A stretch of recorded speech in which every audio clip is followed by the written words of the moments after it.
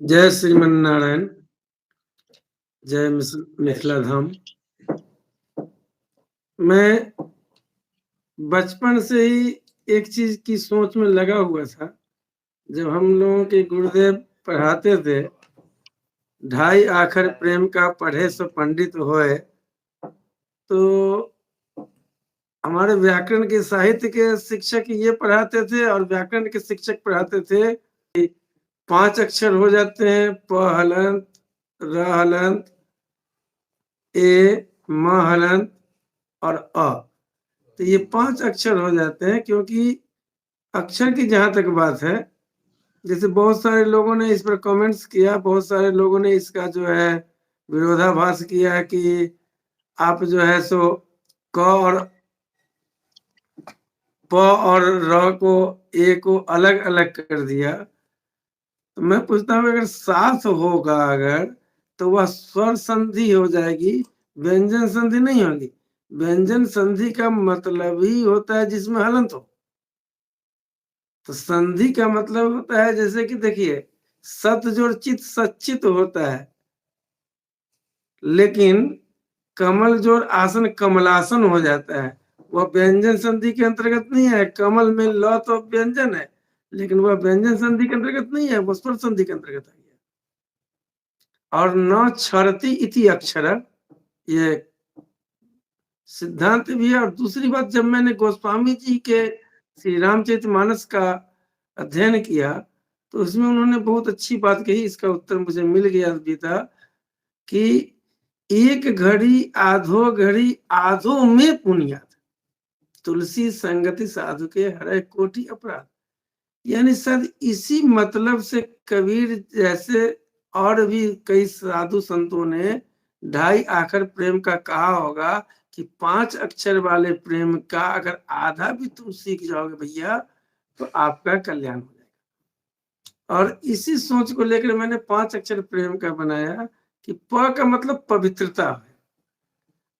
आपके हृदय में जब तक पवित्रता नहीं आएगी, तब तक आत्मा और परमात्मा के बीच प्रेम का संपर्क हो ही नहीं सकता है। दोनों का संबंध बनाने के लिए पवित्रता जरूरी है। शारीरिक पवित्रता, मानसिक पवित्रता जरूरी है ना।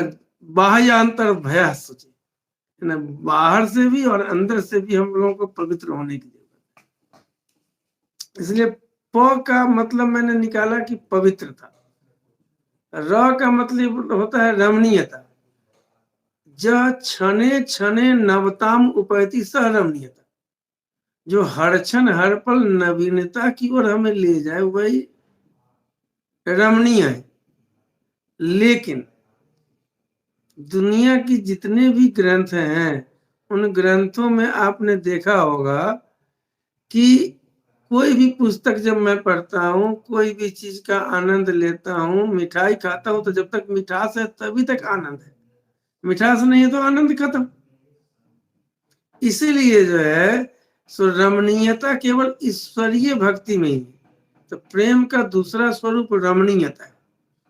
तीसरा एकात्मकता। मेरा ईश्वर और मुझ में, आत्मा और परमात्मा में कोई भेद नहीं रह जाता है। जब हम एकेश्वरवाद की ओर बढ़ जाते हैं, तो ये एकात्मकता। और म का मतलब मन रिक्तता। जब मेरी आत्मा उस परमात्मा के पास पहुंच ही जाती है, परमात्मा मुझ में और मैं उनमें हो जाता हूं, तो ये एक स्वरूप हो जाते हैं। तो इस एकात्मकता के बाद मरण रिक्तता हो जाती है, मृत्यु नहीं होती है। और अ का मतलब अखिलानंद, अखिल ब्रह्मांड की ओर जो मैं बढ़ता हूँ, यह अखिलानंद कहलाता है। ये जो है मैंने पुस्तक आपको दिखलाया भी था, और ये मेरी पुस्तक है। और इसको जो है बिहार सरकार ने भी किया है, और ये मेरी पुस्तक है। और रही बात कि अब तो ये पुस्तक की बात दूसरी है, सबसे बड़ी बात है कि हमारे मिथिलांचल की जहां तक बात है, तो मिथिला की भूमि सदियों से जो है बड़े बड़े विद्वानों की भूमि रही है। और माता जानकी का आविर्भाव यहाँ हुआ। फिर भी हमारा जो है मिथिलांचल उतना विकसित नहीं हो सके। देखिए, ये अंग्रेजों के काल से ही उपेक्षित रहा है मिथिला। इस मिथिला के द्वारा हम लोगों ने जो दुनिया को संदेश देना चाहा है कि हमारी सीता माता का आविर्भाव यही हुआ, और यत्र नार्यस्तु पूज्यन्ते रमन्ते तत्र देवता, जहाँ नारियों का सम्मान होता है वहीं देवता का निवास होता है। प्रभु राम ने भी, सोच लीजिए कि पहले सीता तब राम है। हम लोग राम सीता नहीं बोलते हैं, सीता राम बोलते हैं। इसलिए मैं चाहता हूं कि राम जन्मभूमि के साथ साथ सीता जन्मभूमि का भी वैसे ही जीर्णोद्धार हो, और इसमें हम लोग एक अहम भूमिका भी निभावे। और मैं विश्व वैदिक धर्म संघ की ओर से इस आंदोलन को आगे चल बढ़ाने का प्रयास करूंगा। जी श्रीमान। ये बहुत ही अच्छी बात आपने बताई। यही चर्चा हम लोगों ने पिछली वीडियो में भी किया था। गिरा अरग जल सम कहियत भिन्न न भिन्न, बंदौ सीता राम पद जिनहि परम प्रिय। जैसे कोई वाणी है तो उसका एक अर्थ है, और निरर्थक जो बोले उसको पागल कहते हैं। जल है तो तरंग है, और तभी कोई इसको पी सकता है। तरंगहीन जल जो है वो बादल के रूप में है या वो बर्फ के रूप में है, और वह मनुष्य के कोई पोषण के रूप में भीतर नहीं जा सकता। ठीक इसी प्रकार से आपने बहुत अच्छी बात कही। रामोपासना, सिर्फ रामोपासना या राम जी का जो अकेला दर्शन है, वह चिंता का विषय है कि अकेले राम का दर्शन तो मात्र रावण को हुआ।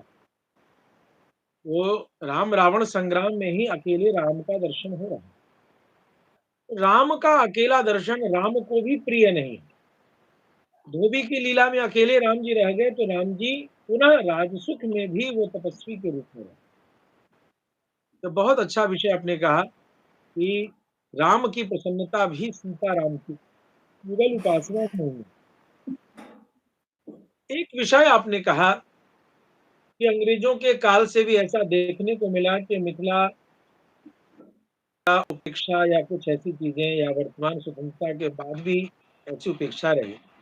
क्या कारण लगता है आपको, ऐसी उपेक्षा क्यों थी?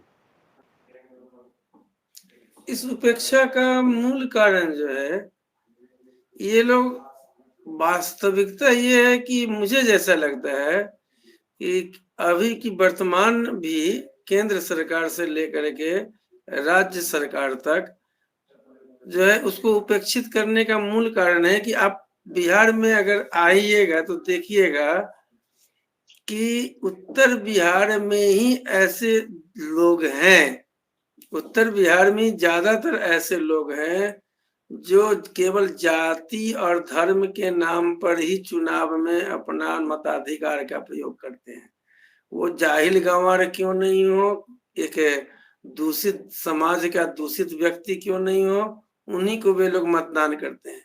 और सरकार की भी यही सोच है कि जितनी ज्यादा मूर्खता रहेगी, जितना ज्यादा वे लोग जो है अनपढ़ गंवार रहेंगे, जितने ज्यादा जो है वो शांत, वही उतना शांत रहेंगे और मेरे पीछे पीछे दौड़ते रहेंगे। देखिए यही कारण है कि 1917 ईस्वी में गांधी जी ने जो आंदोलन प्रारंभ किया वो मिथिलांचल से ही प्रारंभ किया, और सफलता उनको इसीलिए मिली क्योंकि माता जानकी की भूमि की ओर आए। और आप सीतामढ़ी कभी जाइएगा ना, आप तो वहां जाते ही हैं, और पूरे विश्व के लोगों को मैं कहना चाहता हूँ, तो भितिहरवा, बरहरवा, मधुबन होते हुए ही जाते हैं। और वहां पर गांधी जी के जो है आश्रम, गांधी जी ने क्या किया कि सबसे पहले शिक्षा की व्यवस्था कराई, उन्होंने विद्यालय खोला। उन्होंने आंदोलन नहीं किया, वो जान रहे थे कि यहाँ के लोग बिल्कुल अशिक्षित हैं, बेचारे का कल्याण कैसे होगा। तो जब तक शिक्षित नहीं होंगे, और ये शिक्षा से जब तक ये लोग पढ़े रहेंगे ना, तब तक ऐसे ही उपेक्षित हम लोग होते रहेंगे। तो सबसे पहला मेरा जो अभी विचार हुआ है, और विश्व वैदिक धर्म संघ जो है, ये पातेपुर महाविद्यालय के सेवानिवृत्त प्रोफेसर हैं डॉक्टर राजेंद्र झा जी, वे हमारे संस्था के द्वारा जो है गुरुकुलम चला रहे हैं वहाँ मधुबनी में। और मैंने भी जो इस आंदोलन की शुरुआत किया है वो मिथिलांचल से ही शुरुआत किया है। और वहीं से मैं चाहता हूँ कि शिक्षा के द्वारा पहले शिक्षित करना चाहता हूँ, लोगों को वेद का महत्व समझ में आवे, लोगों को जो है सीता माता के महत्व समझ में आवे, स्त्रियों का महत्व। देखिए, सोच लीजिए श्री दुर्गा सप्तशती में कितनी अच्छी बात कही गई है कि विद्या समस्ता तव देवी वेदा स्त्र समस्ता सकला जगत। हे देवी, ये जितनी भी विद्याएं हैं सभी विद्याएं आप ही की है, आप ही का स्वरूप है। जितनी स्त्रियां हैं वे सब आप ही के स्वरूप है। गोस्वामी जी ने भी कितनी अच्छी बात कर दी, सिया राम में सब जग नहीं, राम सिया में सब जग जानी नहीं कहा, सिया राम में सब जग जानी। हनुमान जी से भी जब पूछा गया कि एक ये ग्रंथीय बात मैं नहीं कर रहा हूं, ऐसे एक कथा है कि जब हनुमान जी से पूछा गया कि आपके लिए प्रिय कौन है, तो वे चिंता में पड़ गए कि माता जानकी का नाम लेता हूं तो राम दुखी हो जाएंगे, राम का नाम लेता हूं तो माता जानकी दुखी हो जाएंगे, दोनों के बीच में उहापोह में फंस गए। तो बुद्धि नामाग्रगण्यम सकल गुण निधानम बानरा नाम देशम, ये बुद्धिमानों में अग्रगण्य है। तो इन्होंने सीधे कह दिया कि मैं तो केवल राम का प्रिय हूं। कहा कि अरे, तो सीता माता कहीं कि अरे राम का प्रिय हो तो मैं तुम्हारे लिए कुछ नहीं। कहा कि आप तो राम को अपने हृदय में वास करते हैं, वास कराती हैं, इसलिए राम तो आपके अधीन है ही, और मैं जब राम का हो गया तो आपका तो अपने आप, जब राम ही आपके हैं तो मैं तो आपका अपने आप हो गया। कब हूं हम कवितावली में उन्होंने लिखा भी है कि वो माता जानकी से निवेदन करते हैं कि माते कभी मौका मिले तो मेरे दुखड़ा प्रभु राम से सुना दीजिएगा। हम लोग भी आज माता जी को खुश कर देंगे ना, तो राम तो उनके पीछे पीछे चलते हैं। राम तो उनके सीता माता के हृदय में रहते हैं, सीता माता की पूजा होगी तो राम की पूजा होगी। और मैं एक बीच में एक और छोटी सी बात कर देना चाहता हूँ कि विश्व के सारे लोग प्रभु राम की पूजा करते हैं, केवल प्रभु राम को मिथिलांचल की नारियां ही कुछ दसकुटक, कुछ मजाक और कुछ गालियां देकर के उनका स्वागत की थी, है ना। ये मिथिलांचल की, और ये हमारी माता जानकी का महत्व है। इस पर एक छोटा सा पद भी मुझे याद आता है, जनकजा स्वामिनी सियाजू दया एक बार हो जाए। किसी संत ने ऐसे करके भी एक सुंदर सी पंक्ति लिखी है, बहुत सुंदर। तो अब विषय ये, मिथिला का जो, जैसे हर क्षेत्र का कुछ न कुछ आध्यात्मिक धार्मिक कुछ महत्व होता है। हर जगह के बारे में, जैसे हम काशी में जाएं या हम वृंदावन आए, जो ब्रज में आते हैं, जो अयोध्या आते हैं, उन सभी को लेकर के लोगों को बहुत सी चीजें मालूम है। जैसे कब वहाँ परिक्रमा होती है, कब वहाँ क्या होता है, कहाँ का दर्शन क्या महत्व रखता है, आदि बहुत सारी बात। लेकिन जैसे यदि पटना, जैसे आप पटना में ही रह रहे हैं, तो पटना क्या है, पटना राजदेश की, और पटना में भी क्या कोई धाम है, कोई तीर्थ है जो लोगों को दर्शन करना चाहिए, और जो अन्य हिंदू जनमानस है उनके लिए पटना, इसके लिए पाटलिपुत्र की धरती पर जो है माता जानकी का जो स्थान है, और मेरे विश्व वैदिक धर्म संघ जो है, इस संघ के मेरे राष्ट्रीय कोषाध्यक्ष चतुर्वेदी वंशवर्धन शर्मा जी मेरे साथ उपस्थित हैं, और वे यहाँ पर माता जानकी मंदिर के ट्रस्ट के जो है वहाँ के सदस्य भी हैं, और हमारे विश्व वैदिक धर्म संघ के कोषाध्यक्ष हैं, वे भी हमारे साथ अभी उपस्थित हैं। माता जानकी का क्या महत्व है, इस महत्व को मगध के लोगों ने किस प्रकार से अपने माथे शिरोधार्य किया है, इसके बारे में मैं चाहूंगा कि मेरे कोषाध्यक्ष महोदय बड़े भाई हैं चतुर्वेदी वंशवर्धन शर्मा जी, मैं चाहूंगा कि ये कोषाध्यक्ष महोदय जो है राम बोले सीता जानकी मंदिर, देखिए राम जानकी मंदिर नहीं है पटना में, जानकी मंदिर, और वहां पर एक मान्यता है कि माता जानकी जब आई थी तो वहां पर भी शायद रुकी थी। इसके बारे में विशेष जानकारी हमारे चतुर्वेदी वंशवर्धन शर्मा जी थोड़ा सा दे रहे हैं, थोड़ा सा इनसे जय श्रीमन नारायण। और क्या अद्भुत बात आपने सुना दी, और आपके मुख से ये माता जानकी पटना भी गई और वहाँ जानकी मंदिर है। पटना सिटी के मध्य में एक जानकी घाट है। ये गंगा के तट पर है। गंगा पहले भगवती जानकी के काफी नजदीक से बहती थी। पुनः गंगा ने अपने मार्ग को थोड़ा छोटा कर लिया, गंगा के पाक्ष कम हो गए और गंगा लगभग वहां से 100 मीटर आगे चली गई, उत्तर की ओर चली गई। गंगा के दक्षिण तट पर पाटलिपुत्र है, ये तो स्पष्ट बात है। यहाँ एक सीता स्थान नाम से एक टीला है। वो सीता स्थान के नाम से बिहार गजट में वो उल्लिखित है। सीता स्थान की मान्यता यह है, ये थोड़ा सा प्रमाण भी इसका मिलता है भगवान वाल्मीकि जी के रामायण से। वाल्मीकि जी में रामायण में एक जगह चर्चा आई है परशुराम और राम के वार्ता की, और ये बारात विदा होने के बाद हुई थी। इस क्रम में हालांकि वो मार्ग तो नहीं है, जनकपुर से अयोध्या जाने का मार्ग कहीं से पटना से होकर नहीं गुजरता है, कारण चाहे जो भी रहा हो, लेकिन वो स्थान बिहार गजट में ये बताता है कि डोली वहां रुकी थी भगवती की। और वैसे भी व्यवहारिक रूप में अगर देखा जाए तो पौराणिक परंपरा हमारे यहाँ की वैदिक और सनातनी परंपरा यह रही है कि जब पुरुष आपस में बात करते हैं तो महिलाएं वहां से थोड़ी दूरी हट पर पर्दे में होती हैं। ये हमारा संस्कार कहता है। शायद यही वो क्षण होगा जिस समय भगवती की डोली वहां रुकी, इसीलिए वो सीता का स्थान है। राम दरबार तो वहां है जो बाद में स्थापित किया गया है। पौराणिक समय के अनुसार वहां भगवती सीता की ही मूर्ति थी, हाथ में कमल लिए हुए, और उन्हीं का पूजन होता था।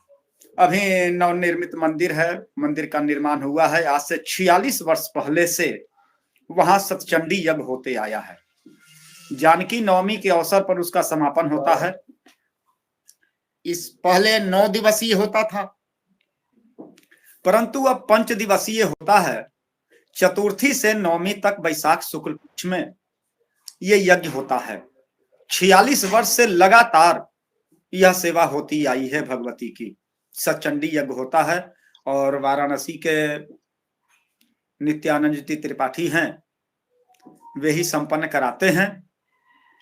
ये पूरे 46 वर्षों से लगातार आ रहे हैं। पहले अपने ये गुरुजी रामचंद्र जी उपाध्याय के साथ आया करते थे, और उनके गोलोकवासी हो जाने के बाद ये स्वयं केवल आते हैं अपने सहयोगियों के साथ।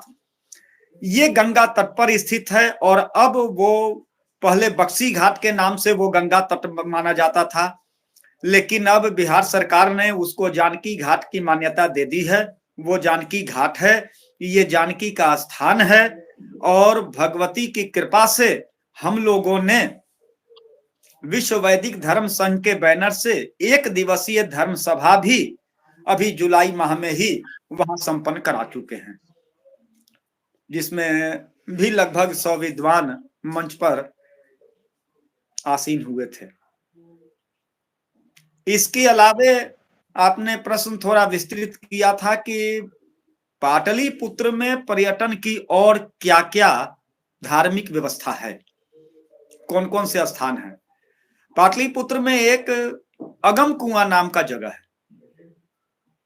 जैसा कि नाम है, जिसको गमा नहीं जा सके, जिसका थाह नहीं लगे, वो कुआं है। उस विषय में बताया जाता है कि यह सम्राट अशोक के द्वारा निर्मित कुआं है। वो शीतला माता के मंदिर के नाम से विख्यात है। अगम कुआं माता शीतला का मंदिर है।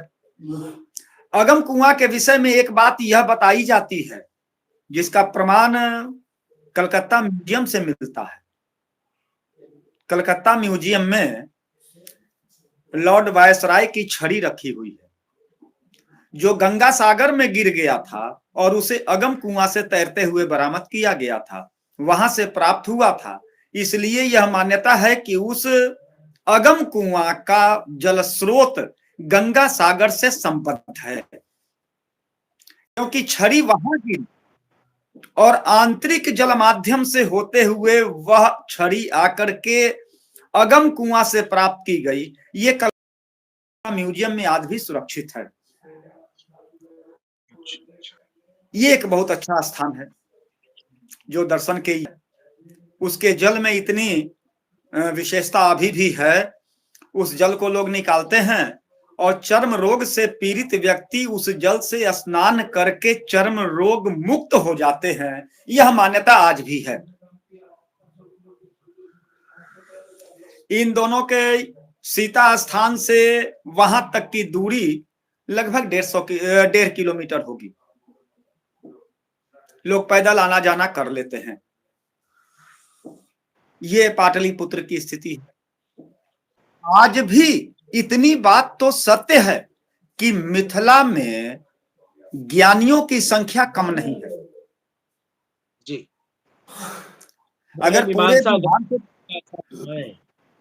अगर पूरे बिहार से केवल मिथिला की तुलना की जाए, बिहार को अलग और मिथिला को अलग मान लिया जाए, इसके बाद भी तुलना की जाए,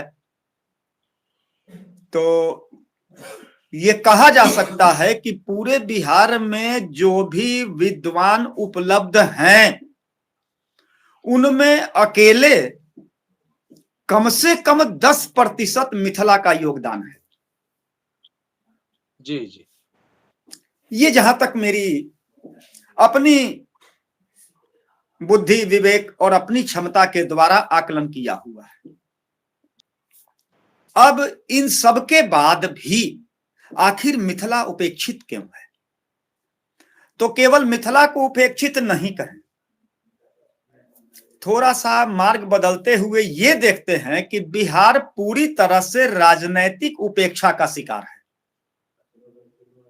और मैकाले शिक्षा पद्धति ने जो ये वैसे विद्वानों को खड़ा किया जो एकेडमिक एजुकेशन से फुलफिल होंगे लेकिन मेंटल एजुकेशन से फील होंगे, वहां वो नील होंगे। उनके अंदर शिक्षा का प्रभाव रहेगा लेकिन ज्ञान का सर्वथा अभाव रहेगा। और राजनैतिक स्थिति यह भी पूरे बिहार को अगर इस रूप में देख लिया जाए कि यदि पूरे भारत से जितने भी आईएएस और आईपीएस निकलते हैं प्रति वर्ष के परीक्षाओं में, उनमें अगर अकेले बिहार को छांट लिया जाए तो ये कम से कम 12 से 14% होता है। 14% आईपीएस आईएएस बिहार से होते हैं। अंतर यही होता है कि वो कोटा कहीं और का होता है। कभी मध्य प्रदेश के कोटा से होते हैं, कभी उत्तर प्रदेश के कोटा से होते हैं, कभी बंगाल से होते हैं, कभी उड़ीसा और गुजरात से होते हैं। अगर पूरे से बिहारियों को निकाल दिया जाए, ये यहां इस तरह से कुचले हैं और हर जगह बिहारी यह कह करके पिटाए जाते हैं कि तुम बिहारी हो, अब पुनः करीब लाते हैं। इसी का दंश झेलते हुए अभी जब केंद्र में ये सनातनी सरकार आई, इसके प्रयास से बिहार में पथ का निर्माण शुरू हुआ, थोड़े से विकास शुरू हुए, लेकिन पुनः स्थिति वहीं की वहीं रह गई। यदि इससे डर लगता है, अभी बहुत सुखद व्यवस्था यह बनी है कि अभी जो सत्तासीन है बिहार में हमारे नीतीश जी, उन्हीं के दल के एक विधायक ने भी यह आवाज उठाई कि मिथिला का 22 तारीख को प्रभु श्री राम के विग्रह के प्राण प्रतिष्ठा से पूर्व मिथिला में भगवती के रघुवर सरकार की जो अर्धांगिनी उनकी शक्ति है, उनकी शक्ति के भवन निर्माण के लिए, मंदिर निर्माण के लिए ईंट एक रख दिया जाए, शिला पूजन कर दिया जाए। उन्होंने यह चाहा तो है, मतलब भगवती ने अपनी कृपा दिखाई है। अब इसके बाद मैं इतना ही कहूंगा, ये भगवती की ही प्रेरणा है, उनकी इच्छा थी कि पहले मेरे प्रभु के जन्म स्थल की व्यवस्था हो जाए, जो सनातनी परंपरा है, इसके बाद मेरी व्यवस्था हो। अब भगवती ने प्रेरणा दी है और अब भगवती के उस जन्म स्थली का भी पुनरुद्धार होगा। ये भगवती की प्रेरणा से ही होगा। ये उन शक्ति की माया है, यही शक्ति की माया है। अब वो माया जागृत हुई है और सामान्य जनमानस में मिथिला के प्रति जागरण हुआ है।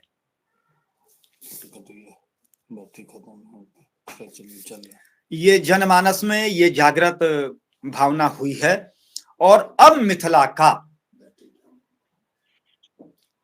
पुनरुद्धार होगा, क्योंकि भगवती ने स्वयं चाहा है और उनकी अनुकंपा है कि अब उद्धार होगा। धीरे धीरे यह बात भी प्रकाश में आना शुरू हुआ है, जनमानस में ये बात आई है। और जब जनमानस में ये बात आ जाए, जब हृदय में ज्वाला फूट उठे, क्योंकि ये सच है कि मेरे दिल में न सही तेरे दिल में ही आग चाहे हो कहीं पर आग जलनी चाहिए। भगवती ने भी सोचा कि पीर पर्वत हो गई है, अब पिघलनी चाहिए और उसी हिमालय से अब एक गंगा निकलनी चाहिए। तो ये गंगा अब निकल रही है। माया का प्रभाव है, भगवती ने ये जागरण जगाया है और निश्चय ही विश्व वैदिक धर्म संघ अपने पूरे शक्ति के साथ इस अभियान में अग्रेतर की भूमिका निभाएगा।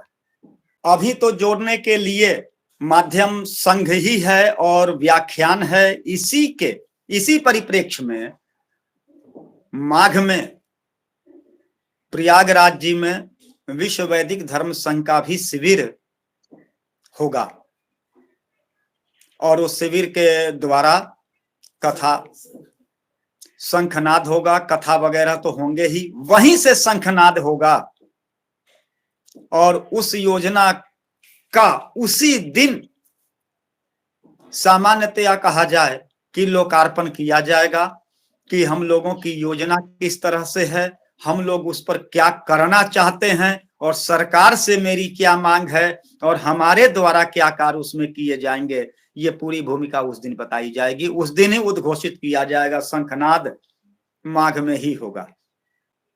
यानी 2 फरवरी को माघ से आप कुछ विशेष निर्णय लेकर के आ रहे हैं विश्व वैदिक धर्म संघ, ऐसा कुछ हम लोग आकलन किया। भगवती की कृपा है, उन्होंने यही मार्ग प्रशस्त किया है, इसी मार्ग पर चल पड़ना है।